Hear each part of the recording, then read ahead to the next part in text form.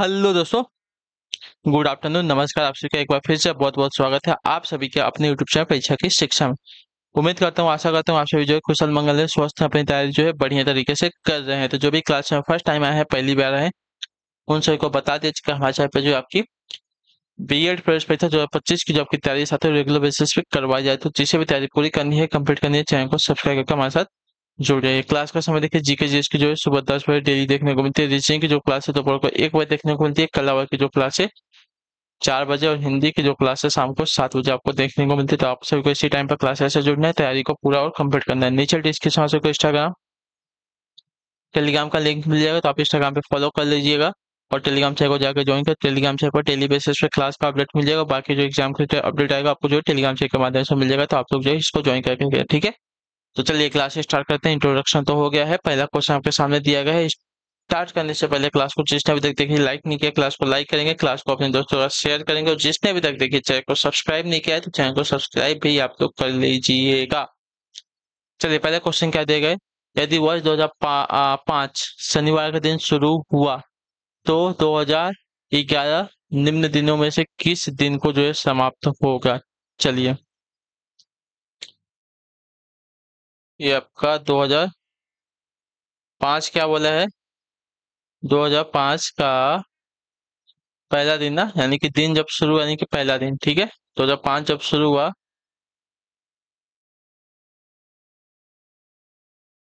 पहला दिन शनिवार था, ठीक है। तो हमें 2011 का अंतिम दिन बताना है ना।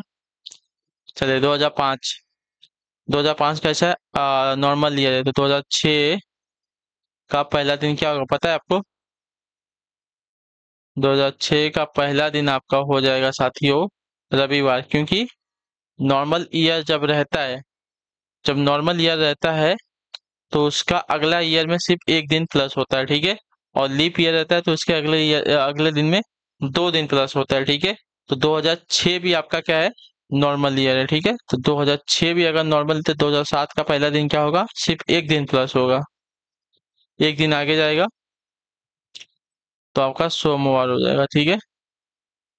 अब देखिए 2008 की बात करें तो ये हमारा कैसा है, ये भी हमारा नॉर्मल ईयर ही है। नहीं मतलब 2008 हमारा क्या है, लीप ईयर है, लेकिन हमें 2007 की फरवरी है ना। 2007 हमारा कैसा ईयर था, 2007 हमारा नॉर्मल ईयर था। तो 2008 का पहला दिन क्या होगा,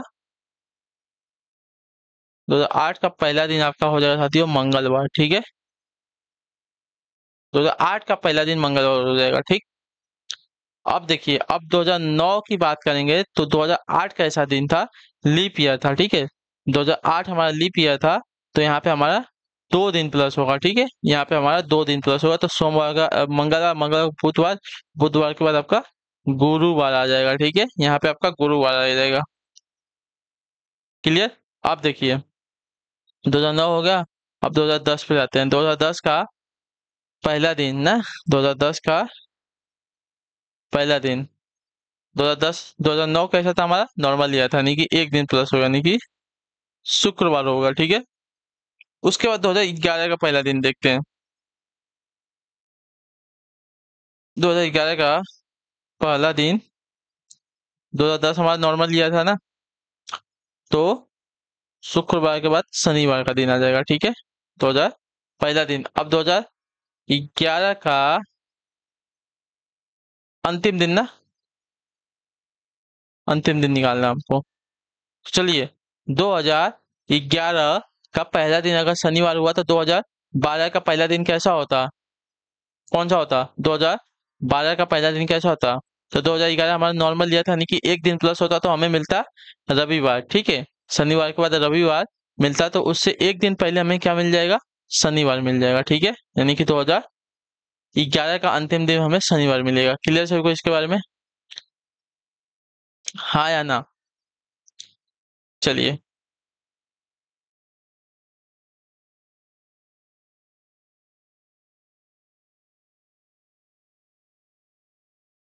देख लीजिए ना, अगर 2011 का पहला दिन आपका शनिवार आ रहा है, इससे एक एक साल आगे जाएंगे, यानी कि 2012 में जाएंगे, तो 2012 का पहला दिन हमें क्या मिलेगा, रविवार मिलेगा, ठीक है। यानी कि 1 जनवरी 2012 को क्या है, रविवार है। तो 31 दिसंबर 2011 को क्या होगा, तो एक दिन पहले की बात करेंगे तो हमारा शनिवार आएगा, ठीक है। क्लियर है। चलिए अगला क्वेश्चन आपके सामने दिया गया, ध्यान से देखिएगा। एक आदमी 20 किलोमीटर की दूरी को जो है 5 किलोमीटर घंटे की गति से दौड़कर तय करता है, ठीक है। कार द्वारा 40 किलोमीटर घंटा की गति से 120 किलोमीटर की दूरी का तय करता है, और बस द्वारा जो है 50 किलोमीटर की गति से 350 किलोमीटर की दूरी की तय करता है। पूरी यात्रा के लिए औसत गति ज्ञात करना है, औसत गति हमें ज्ञात करना है, ठीक है। चलिए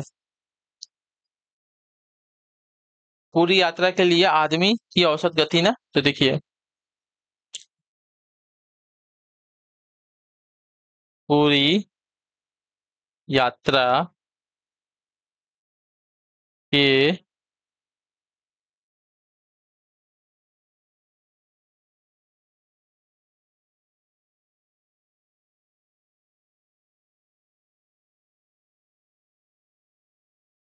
पूरी यात्रा के लिए आदमी की औसत दूरी ना,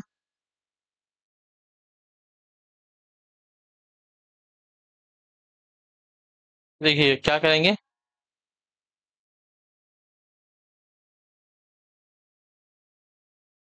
कुल तय की गई दूरी बटे में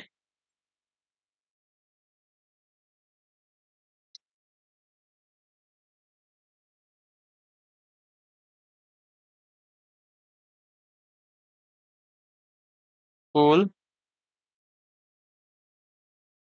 लिया गया समय।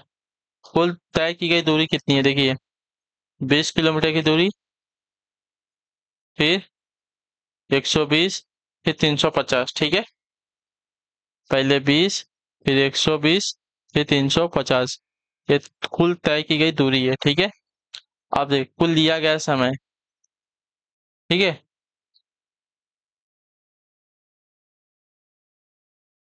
कुल लिया गया समय ना, तो देखिए 20 किलोमीटर की दूरी कितने घंटे में, तो 5 घंटे में, ठीक है। 5 घंटे में ना, तो 20/5 प्लस 120 किलोमीटर की दूरी को कितनी गति से, तो 50 किलोमीटर की गति से ना, तो देखिए 120/50 और लास्ट में बचा है 350, ठीक है। तो 350 को जो है कितने किलोमीटर की गति से कर रहा था,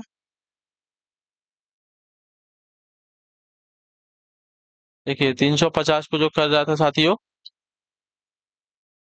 सॉरी 120 को जो है 40 से कर रहा था, ठीक है। 120 को जो है 40 किलोमीटर प्रति घंटा से, और 350 को जो है 50 किलोमीटर की घंटा से तय कर रहा था, ठीक है। अब इसको सॉल्व करते हैं, चलिए। तो अगर देखा जाएगा तो चलिए 20 + 120 + 350 बटे में 5 चौका 20 हो गया, 4 3 12, 3 और 5 7 35, ठीक है। ये हो गया। अब इस सबको जोड़ लेंगे तो कितना हो जाएगा साथियों, इन सबको जोड़ तो 0 हो जाएगा, 5 2 7 1 8 हो जाएगा, 5 2 7 ना, ठीक है। 5 2 7 1 8, 0 0 0 0, ठीक है। 5 2 7, अच्छा 5 2 7 2 9, ठीक है। उसके बाद 3 1 4, 490 बटे में 4 3 7 7 14, ठीक है। अब इसको डिवाइड कर लेंगे तो 14 3 42, और बचा कितना 42, 7 बचा 0, 70 बचा, यानी कि 14 5 70, यानी कि 35 किलोमीटर प्रति घंटा आ जाएगा, ठीक है। 35 किलोमीटर प्रति घंटा की दूरी से जो है उसकी औसत दूरी आ जाएगी, ठीक है। 35 किलोमीटर उसकी औसत दूरी आ जाएगी, दूरी नहीं, क्या बोलते हैं, आदमी की औसत दूरी, हाँ ठीक है। पूरी यात्रा के लिए आदमी की औसत दूरी आ जाएगी 35 किलोमीटर प्रति घंटा। क्लियर सभी को इसके बारे में, चलिए। अगला क्वेश्चन देखते हैं आपका है। देखिए आपको समझने में कोई दिक्कत ना हो इसके लिए आपको देखिए पूरा लिख के आपको बताया जाता है, ठीक है। चलिए, ए और बी एक कार्य को जो है क्रमशः 24 दिनों और 12 दिनों में कर सकते हैं।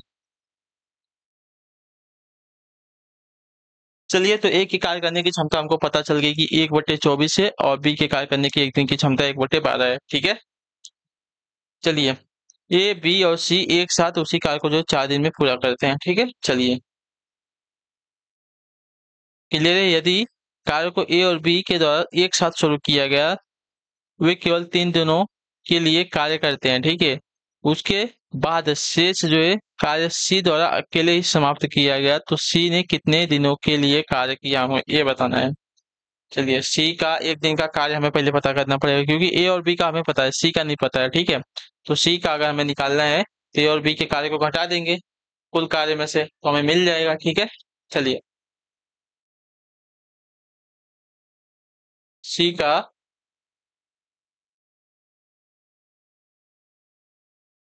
एक दिन का कार्य हमें निकालना है, ठीक है। क्या करेंगे, ए प्लस बी प्लस सी का एक दिन का कार्य माइनस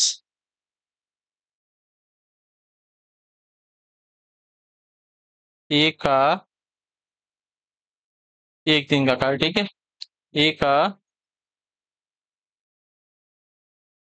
एक दिन का, ए का एक दिन का कार्य और माइनस बी का एक दिन का कार्य, ठीक है।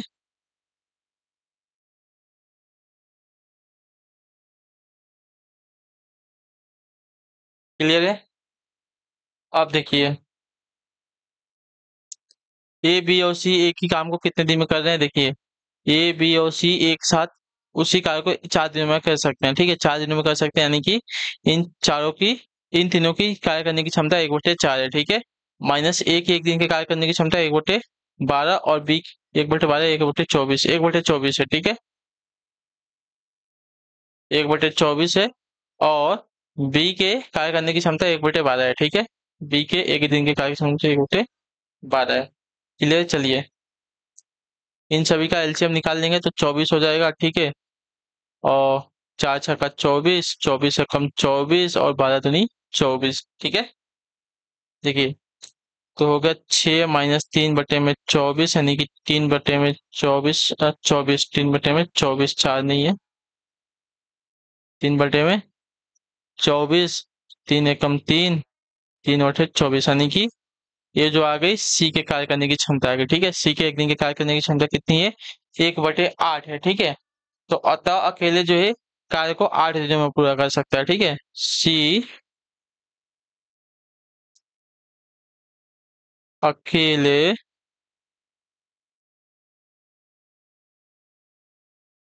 कार्य को 8 दिन में पूरा कर सकता है, ठीक है। अब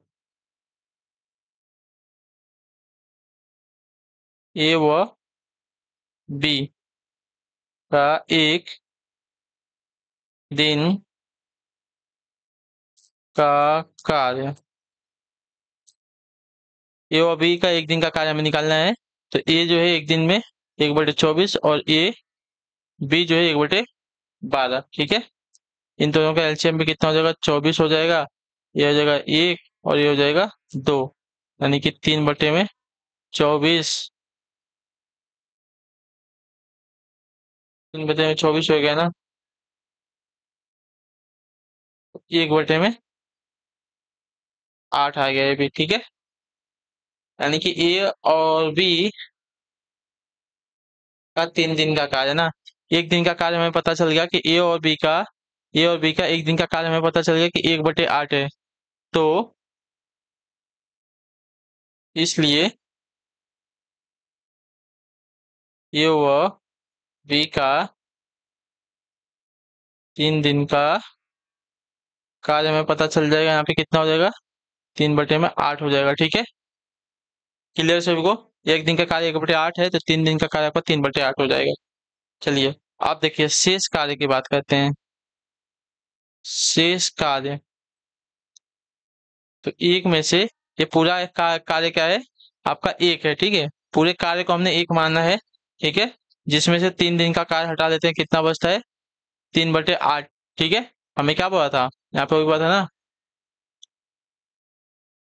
यदि ए और बी के द्वारा एक साथ शुरू किया गया है कार्य को, और 3 दिनों के लिए जो है कार्य करते हैं। ठीक है, तो 3 दिनों के लिए कार्य कितना, 3/8 करते हैं। ठीक है, तो उसके बाद जो शेष कार्य बचा है सी द्वारा के लिए कितने दिन में समाप्त किया जाएगा, तो शेष कार्य कितना बचता है वो देख लेते हैं। ठीक है, देखिए 8 एकम 8, यहाँ पे 8 एकम 8 हो गया, और 8 में से 3 जाएगा तो 5, 5/8। तो कार्य आपका कितना बचा है, 5 दिन का भी कार्य बचा है, यानी कि 5/8 बचा है। ठीक है, जिसे पूरा करने में सी को लगा समय कितना होगा, चलिए,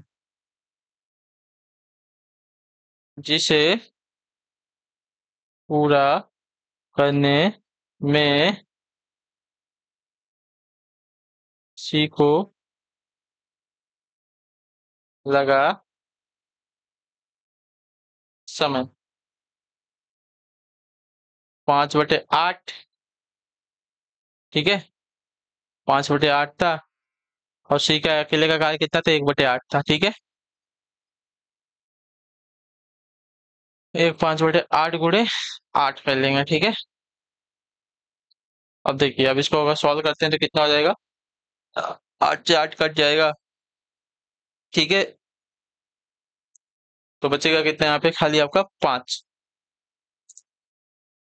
तो 5 दिन आपका आंसर आ जाएगा। क्लियर सभी को। तो अकेले जो है सी उस कार्य को, जो बचा कार्य है, जो बचा हुआ कार्य, ठीक है, तो अकेले सी जो है कितने दिनों के लिए कार्य करेगा, शेष कार्य जो है सी द्वारा अकेले समाप्त किया जाएगा, तो सी कितने दिनों के लिए कार्य करेगा, तो सी जो है 5 दिनों के लिए कार्य करेगा। ठीक है, क्लियर सभी को इसके बारे में। तो ऑप्शन नंबर जो आपका दिया गया है डी आपका राइट आंसर होगा। ठीक है, आपको देखिए पूरा लिख के एक एक लाइन समझाया गया, तो आप लोग इसको चाहिए तो स्क्रीनशॉट ले लीजिए, क्वेश्चन का स्क्रीनशॉट ले लीजिए, इसका स्क्रीनशॉट ले लिए, आपको पूरा समझ में आ जाएगा कैसे क्या किया गया। ठीक है, चलिए अगले क्वेश्चन की तरफ बढ़ेंगे। नीचे दी गई समीकरण x का मान ज्ञात कीजिए। चलिए, इसका x का मान हमें ज्ञात करना है।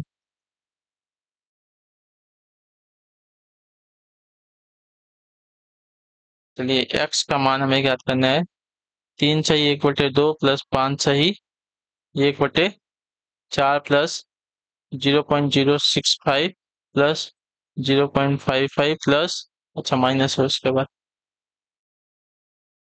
माइनस 0.075। ठीक है, अब देखिए, 2×3 = 6। ठीक है, 2×3 = 6, 6/2 प्लस 5×4 = 20। ठीक है, 6 × 7 होगा ना, तो 7 होगा। ठीक है, 2×3 = 6, 2×3 = 6, 6 × 7/2, 5×4 = 20, 20×1 = 21/4 प्लस 0.065 प्लस 0.5 माइनस 0.075। ठीक, अब देखिए, इसका भाग कर लें, 2×3 = 6 बचा 1, तो आपका आ जाएगा यहाँ पे 3.5। ठीक है, तो 3×6 और 3.5, 4×5 = 20। ठीक है, 4×5 = 20 आएगा, बचेगा कितना, 1। 1 को उतार लेंगे, पॉइंट डाल के 0 करेंगे, तो 4×2 = 8 हो जाएगा, बचेगा तो 4×5 = 20। ठीक है, 5.5, 0.065 प्लस 0.55 माइनस 0.075। ठीक, क्लियर है। अब चलिए सबको जोड़ लीजिए। अब देखिए, जो पॉइंट वाला है उसको जोड़ते हैं, 5.25, 0.065, उसका 0.55, ये आपका 5 इधर आ गया। अब देखिए ये कितना हो गया, 6×5 = 11, ठीक है, ये कितना होगा, 6 5 11, 11 और 5 16 हो गया, 6 आ गया, 6 5 11, 11 और 5 16 हो गया, हासिल ले गया, 5 2 7, 7 7 5 12, ठीक है, 5 2 7, 5 2 7, 7 5 12, 12 1 13 हो गया, और इधर क्या है, 5 3 8, 8 1 9, यानी कि 9.35 माइनस 0.075 को इसमें से घटाना भी है, ठीक है, 0.075 को अब इसमें से माइनस भी करना है। चलिए, 0, 16 में से 7 जाएगा,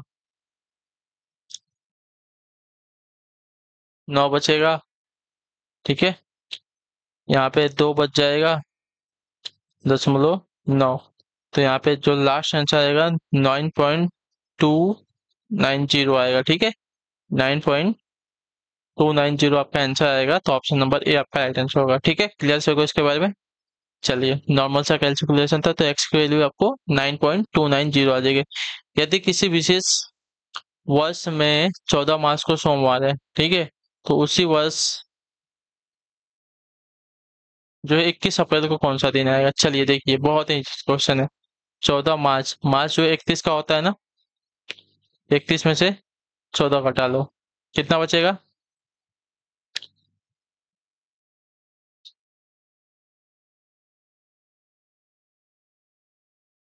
16 दिन बच गया, ठीक है, यानी कि ये मार्च का 16 दिन बच गया,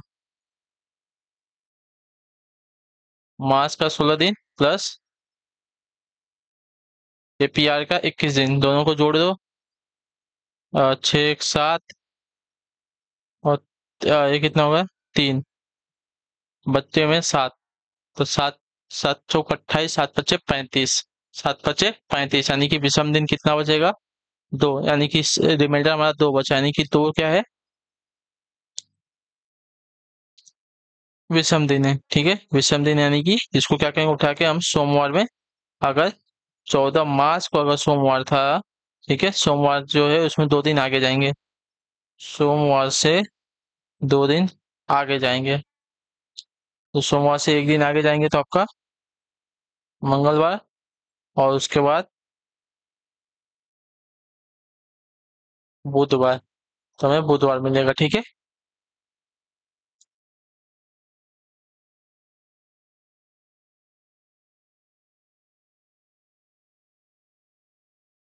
एक मिनट रुक जाइए, कुछ तो गड़बड़ लग रहा है, 31 में से 14 को घटाएंगे तो कितना बचेगा, अरे सॉरी, यहाँ पे 17 बचेगा, सॉरी सॉरी, गलती हो गई। हाँ, 7 4 11 होता है ना, यहाँ पे गलती हो गई है, इसको सही कर लेते हैं, पूरा का पूरा गड़बड़ हो जाएगा।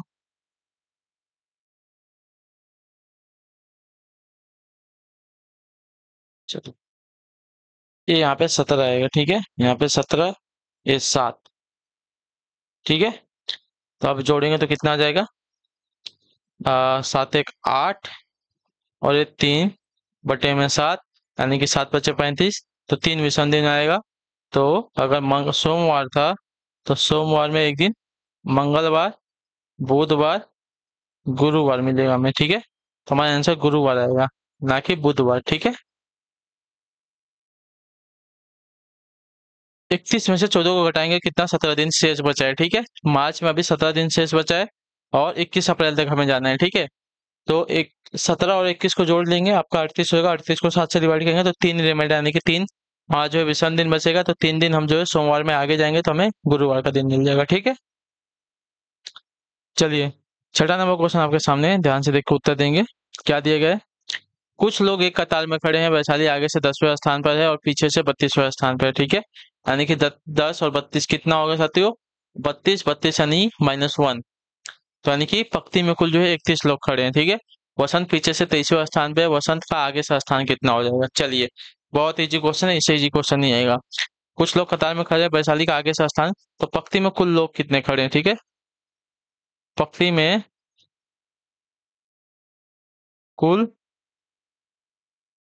लोगों की संख्या निकालनी है ना, तो देखिए, वैशाली आगे से 10वें स्थान पे है, और पीछे से कितना बोला चाहते हो, 32वें स्थान पे है, ठीक है।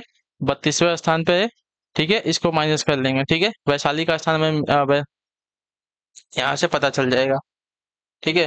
वैशाली का आगे से स्थान कितना है, 10वां है, पीछे से स्थान 32वां है। इन दोनों को जोड़ेंगे तो आपका 42 माइनस 1, यानी कि पंक्ति में कुल जो है 41 लोग है, ठीक है। पंक्ति में कुल लोगों की संख्या में मिल गई है 41, क्योंकि वैशाली का आगे से स्थान कितना है, 10 है, और पीछे से स्थान 32वां है, ठीक है। तो दोनों को अब मिला के -1 कर लेंगे तो हमें पंक्ति में लोगों की संख्या पता चलेगी 41 है। अब जो है वसंत क्या बोले, वसंत जो है पीछे से 23वें स्थान पे है, तो वसंत का आगे से स्थान निकालना है ना। वसंत का आगे से निकालना है। वसंत का आगे से स्थान निकालना है तो क्या करेंगे, पंक्ति में कुल लोगों की जो संख्या है, कुल लोग माइनस पीछे से वसंत का स्थान, ठीक है। कितना है, 41, क्लियर है। और -23, इसके बाद क्या करेंगे, +1 करेंगे, ठीक है। इसमें +1 करेंगे तो आपका आ जाएगा 41 माइनस 23 कितना हो जाएगा साथियों। हमें आगे से स्थान भी तो बताना है, आगे से उसका स्थान कितना आएगा, ठीक है। तो आगे से स्थान उसका बताना है तो उसमें +1 करना पड़ेगा, क्योंकि यहाँ से उसका स्थान हम माइनस कर रहे हैं, ठीक है। पीछे से उसका स्थान माइनस कर रहे हैं तो आगे से स्थान बताने के लिए उसमें +1 करना पड़ेगा। तो इसका हो जाएगा साथियों, 11 में से 3 जाएगा तो बचेगा 8, और यहाँ पे कितना बचा, 2, 2 ना। तो 2 में से 2 गया तो बचा 2 है। 1 मिनट,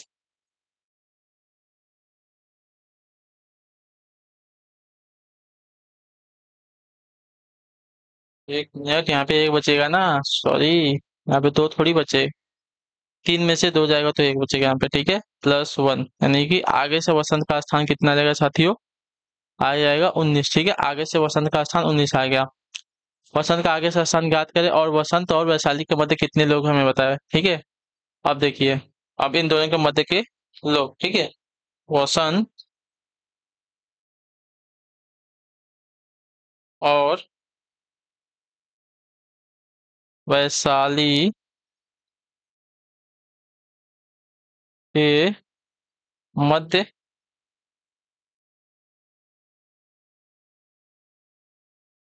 लोगों की संख्या ना, देखिए, वसंत आगे से 19वें स्थान पे है और वैशाली जो है आगे से 10वें स्थान पे है, ठीक है। आगे से 19वें, आगे से 10, दोनों की संख्या में से -1 कर देंगे, ठीक है। तो आपका 9 -1, यानी कि इन दोनों के बीच में जो है आपके 8 लोग हैं, ठीक है। उपरोक्त के अनुसार वसंत के आगे आपके 19, आगे से 19वां स्थान है, तथा वसंत और वैशाली के मध्य जो है 8 लोग खड़े हैं, क्लियर सभी को।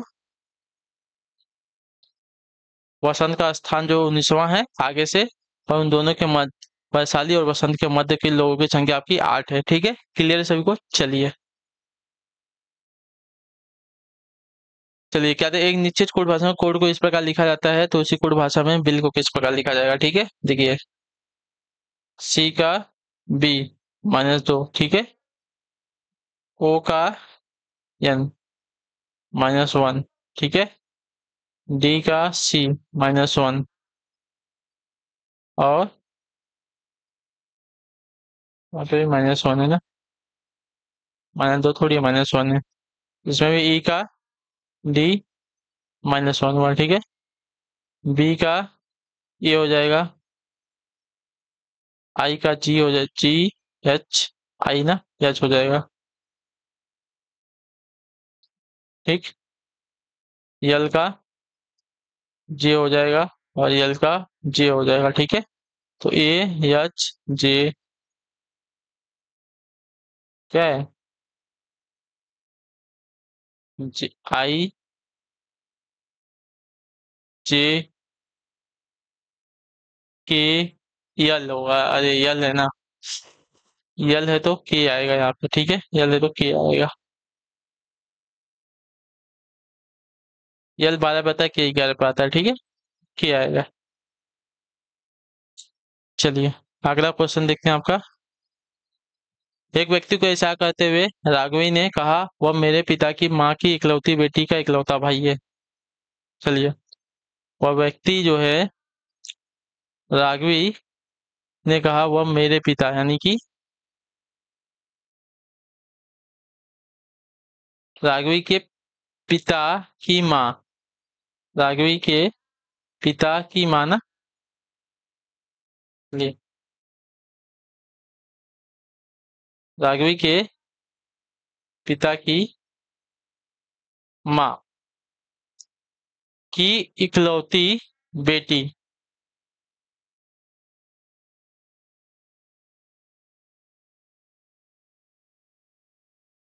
इकलौती